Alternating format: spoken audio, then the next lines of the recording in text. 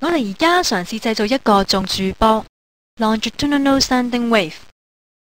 首先，我哋準備一條長彈簧，彈簧嘅上端係固定嘅，而下端我哋就接駁住一個振動器。我哋將振動器連接到一個信號輸出器 （signal generator）， 係用嚟調校振動嘅頻率。而家我哋將頻率慢慢增加，當頻率達到某一個數值嘅時候，駐波就會形成啦。我哋可以留意到有啲地方永遠都唔震嘅，呢啲地方我哋稱為波折 nose。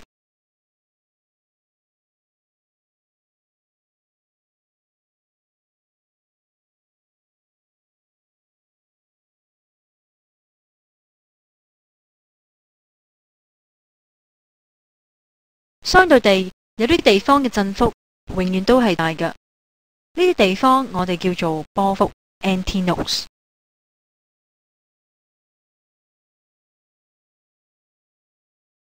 我哋而家睇到彈簧上面有幾個波折同波幅啦。如果我哋繼續將振動嘅頻率增加至更高嘅數值，我哋就會見到駐波嘅波幅同波折數目都會相應增加。